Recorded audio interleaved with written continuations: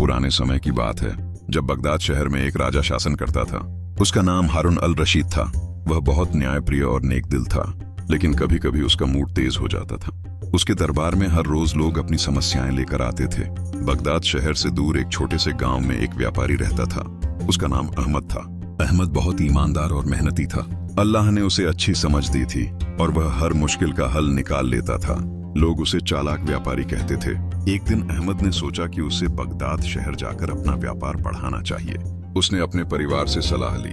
सभी ने उसे हिम्मत दी और दुआएं दी। अहमद ने अपनी थोड़ी सी पूंजी और कुछ कीमती सामान लेकर बगदाद की ओर रवाना हुआ। सफर लंबा और मुश्किल था। अहमद को कई दिन चलना पड़ा। रास्ते में उसकी मुलाकात कई लोगों से हुई। कुछ अच्छे थे और कुछ बुरे। उसने हर मुश्किल का सामना धैर्य और समझदारी से किया। अल्लाह पर भरोसा रखते हुए वह आगे बढ़ता गया। बगदाद पहुंचते ही अहमद हैरान रह गया। उसने इतना बड़ा और सुंदर शहर पहले कभी नहीं देखा था। हर तरफ चहल पहल थी। बाजारों में लोगों की भीड़ थी।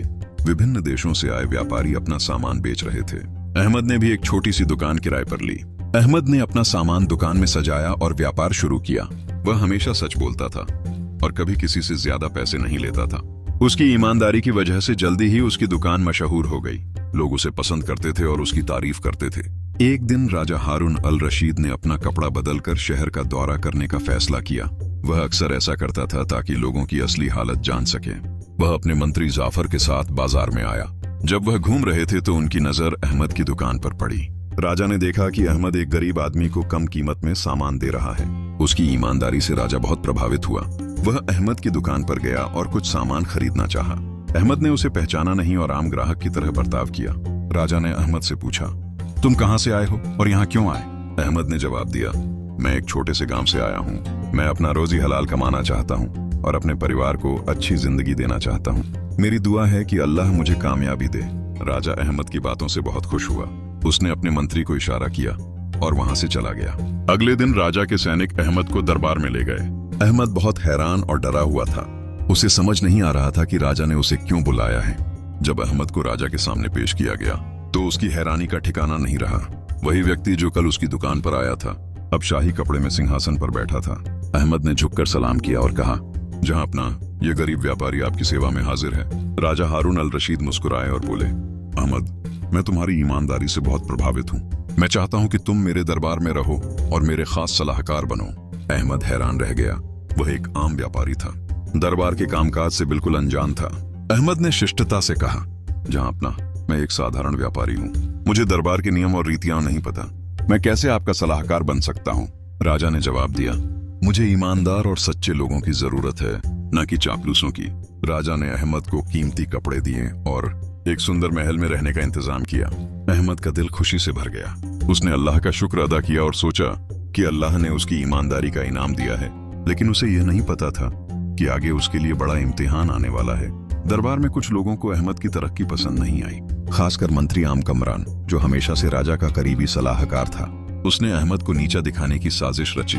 वह मौका खोज रहा था ताकि अहमद की साख को नुकसान पहुंच सके। एक दिन दरबार में एक अजीब समस्या आई। दो व्यापारियों ने एक ही कीमती हीरा का मालिक होने का दावा किया। दोनों के पास सबूत थे और दोनों अपने दावे पर कायम थे। राजा ने यह मामला अहमद के हवाले कर दिया ताकि वह इसे हल करे। मंत्री कमरान बहुत खुश हुआ। उसे लगा कि अहमद इस मुश्किल मामले को हल नहीं कर पाएगा। अहमद ने दोनों व्यापारियों की बातें ध्यान से सुनी और हीरा देखा। फिर उसने राजा से एक दिन की मोहलत मांगी। राजा ने मोहलत दे दी। अहमद ने पूरी रात अल्लाह से दुआ की कि वह उसे बुद्धि और समझ दे। अगले दिन जब दरबार लगा, अहमद ने दोनों व्यापारियों को बुलाया। उसने एक बड़ा पत्थर मंगवाया और कहा, जो सच्चा मालिक है वह अपना हीरा इस पत्थर पर मारकर तोड़ दे। यह सुनकर एक व्यापारी बोला, नहीं, मैं अपने कीमती हीरा को नहीं तोड़ सकता। दूसरा व्यापारी तुरंत हीरा लेकर पत्थर की ओर बढ़ा। अहमद ने उसे रोका और राजा से कहा, जहां अपना पहला व्यापारी ही असली मालिक है। असली मालिक अपनी चीज को नुकसान नहीं पहुंचाएगा। राजा अहमद की बुद्धि और समझ से बहुत खुश हुआ। उसने दूसरे व्यापारी को सजा दी और पहले को हीरा वापस कर दिया। मंत्री कमरान शर्मिंदा हो गया। अहमद की इज्जत दरबार में और बढ़ गई। लेकिन कमरान हार नहीं माना। उसने अहमद के खिलाफ नई साजिशें शुरू कर दी। कमरान ने अहमद के खिलाफ साजिश करने के लिए अपने करीबी साथियों को बुलाया। उन्होंने यह योजना बनाई कि अहमद पर खजाने से कीमती रत्न चोरी करने का आरोप लगाया जाए। कमरान जानता था कि अगर यह योजना सफल हो गई तो राजा अहमद को कड़ी सजा देगा। अगले दिन कमरान ने राजा के सामने शिकायत की, जहां अपना शाही खजाने से कुछ कीमती रत्न गायब हैं। मेरे जासूसों ने अहमद को शक की नजर से देखा है। राजा हैरान हुआ। उसे अहमद पर पूरा भरोसा था, लेकिन इतना गंभीर आरोप अनदेखा नहीं किया जा सकता था। राजा ने अहमद को बुलाया और सख्ती से पूछा, क्या तुमने खजाने से कुछ लिया है? अहमद ने आत्मविश्वास से जवाब दिया, जहांपना, मैंने आपकी अमानत में कभी धोखा नहीं किया। अल्लाह मेरा गवाह है कि मैं बेगुनाह हूँ, आप जांच कराएं। राजा ने अहमद की आंखों में सच्चाई देखी, लेकिन न्याय के लिए जांच का आदेश दिया। कमरान बहुत खुश था। उसने अहमद के महल की तलाशी का इंतजाम किया। अहमद परेशान नहीं हुआ। उसने अल्लाह पर भरोसा किया और दुआ की कि सच्चाई सामने आए। जब सैनिकों ने अहमद के कमरे की तलाशी ली तो उन्हें एक छुपी हुई जगह से वही गायब रत्न मिल गए। अहमद हैरान रह गया। उसे समझ आ गया कि यह साजिश है, लेकिन उसके पास कोई सबूत नहीं था। अहमद को गिरफ्तार कर लिया गया। राजा को बहुत दुख हुआ। उसे अहमद पर विश्वास था, लेकिन सबूत उसके खिलाफ थे। राजा ने कहा, मुझे अफसोस है अहमद, लेकिन तुम्हें सजा मिलनी चाहिए। अहमद ने कहा, झांपना, मैं बेगुनाह हूँ, अल्लाह मेरी मदद करेगा, मुझे एक मौका दें। राजा ने अहमद को 3 दिन की मोहलत दी। अहमद ने अपनी समझ लगाई। वह सोचता रहा कि कौन उसकी बदनामी चाहता है। उसने अपने नौकरों से पूछताछ की। एक नौकर ने बताया कि उसने कमरान के लोगों को महल के आसपास घूमते देखा था। अहमद ने एक चाल चली। उसने शहर के मशहूर सुनार को बुलाया और पूछा, क्या हाल ही में किसी ने शाही चिन्ह वाले रत्न की नकल बनवाई थी? सुनार ने बताया, हाँ, मंत्री कमरान के लोग आए थे, उन्होंने बहुत जल्दी में यह काम करवाया था। अहमद ने सुनार को राजा के सामने पेश किया। सुनार ने सब कुछ बता दिया। राजा गुस्से से लाल हो गया। उसने तुरंत कमरान को बुलाया। कमरान डर गया और अपना अपराध स्वीकार कर लिया। राजा ने कमरान को कैद करने का आदेश दिया और अहमद से माफी मांगी। राजा ने अहमद से कहा, तुमने एक बार फिर साबित कर दिया कि तुम सच्चे और वफादार हो। मैं तुम्हें मंत्री प्रधान बनाना चाहता हूँ। अहमद ने जवाब दिया, जहांपनाह, ये आपकी मेहरबानी है। मैं आपकी सेवा और अपने देश की भलाई के लिए हमेशा प्रयास करता रहूंगा।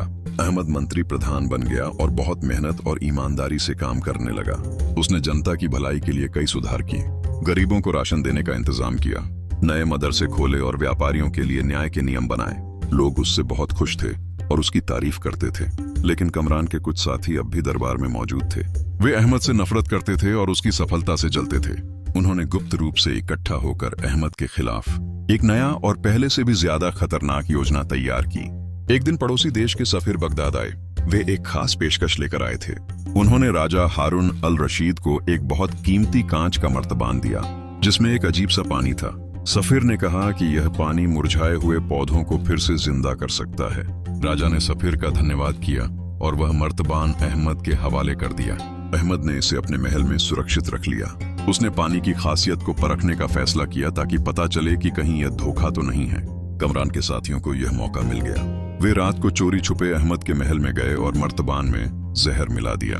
उनका उद्देश्य था कि जब राजा इस पानी का इस्तेमाल करेगा तो वह बीमार हो जाएगा और आरोप अहमद पर लगेगा। अगले दिन राजा ने सभी दरबारियों के सामने अहमद को बुलाया और कहा, इस पानी का कमाल सबको दिखाओ। अहमद ने एक मृत पौधा मंगवाया और उस पर पानी डालने ही वाला था कि अचानक उसे मर्तबान से अजीब सी बदबू आई। वह तुरंत समझ गया कि कुछ गड़बड़ है। अहमद ने राजा से कहा, जहांपनाह, माफ कीजिए, मुझे विश्वास है कि इस पानी में कुछ मिलाया गया है। अगर अनुमति दें तो मैं इसे आजमा सकता हूँ। राजा ने अनुमति दी। अहमद ने पास बैठे एक कुत्ते को थोड़ा सा पानी दिया। कुत्ता तुरंत बीमार हो गया। दरबार में हलचल मच गई। राजा गुस्से से लाल हो गया और बोला, यह किसने किया है?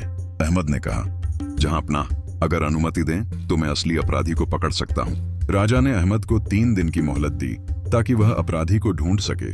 अहमद ने अपने वफादार साथियों की मदद से दरबार के हर व्यक्ति पर नजर रखी।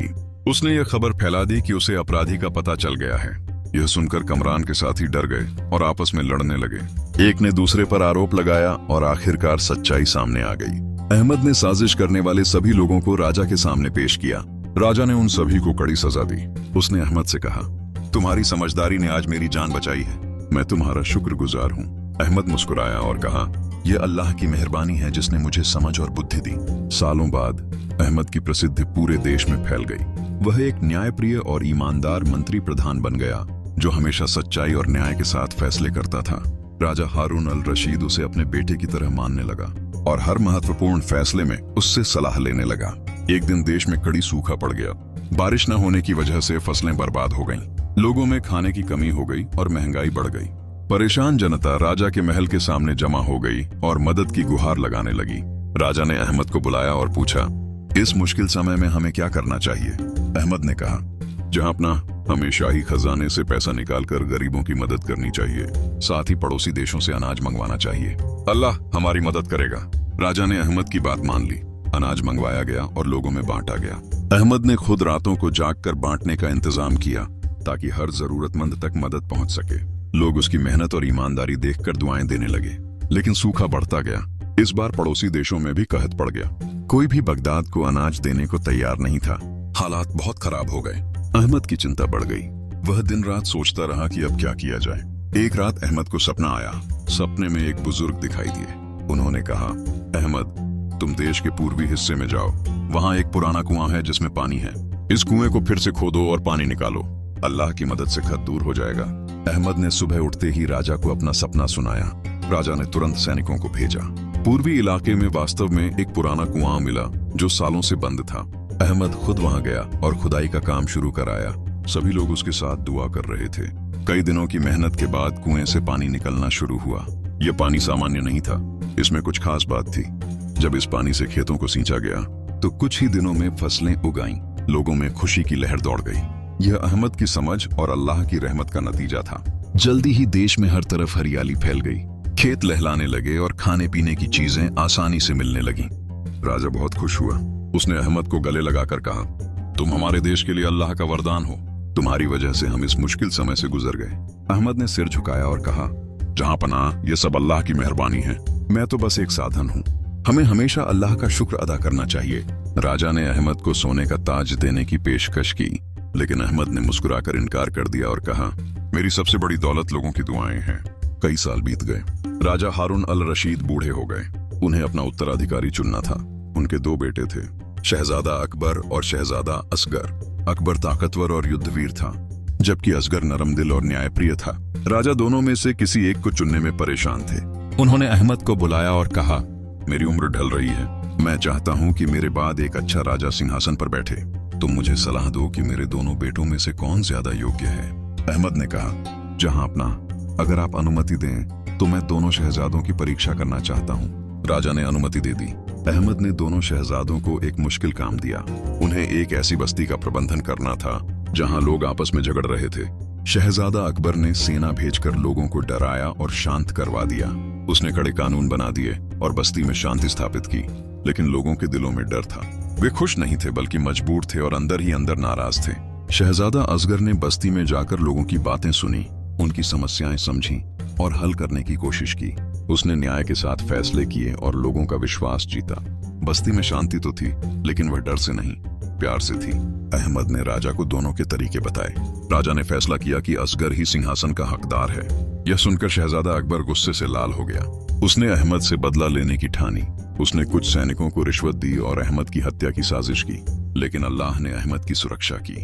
एक वफादार नौकर ने अहमद को साजिश की खबर दी। अहमद ने राजा को बताने के बजाय समझदारी से काम लिया। उसने शहजादा अकबर को समझाया कि बदले से कुछ हासिल नहीं होगा। अहमद ने कहा, एक अच्छा शासक वह नहीं होता जो ताकत से शासन करे, बल्कि वह होता है जो लोगों के दिलों पर राज करे। तुम्हारे अंदर भी अच्छाई है, बस उसे बाहर लाने की जरूरत है। अल्लाह ने तुम्हें शक्ति दी है ताकि तुम कमजोरों की रक्षा करो। शहजादा अकबर अहमद की बातें सुनकर शर्मिंदा हो गया। उसने अहमद से माफी मांगी और अपनी गलती का इकरार किया। अहमद ने उसे गले लगाया और राजा के पास ले गया। अहमद ने राजा से कहा, जहां अपना अकबर में भी एक अच्छे राजा बनने की क्षमता है, उसे मौका दें। राजा ने अहमद की बात मानी। इस तरह अहमद की समझदारी ने गृहयुद्ध से देश को बचाया। यह कहानी हमें सिखाती है कि ईमानदारी, धैर्य और बुद्धिमानी से हर मुश्किल हल हो जाती है। अल्लाह हमेशा सच्चे और नेक लोगों की मदद करता है। दोस्तों, ये सिर्फ कहानी नहीं, ये हकीकत है। अगर आपको ये कहानी पसंद आई हो तो लाइक करें और हमारे चैनल जन्नत जहां को सब्सक्राइब करना ना भूलें। अल्लाह आप सबको खुश रखे, सेहत दे और आपकी दुआएं कबूल फरमाए। आमीन। अल्लाह हाफिज।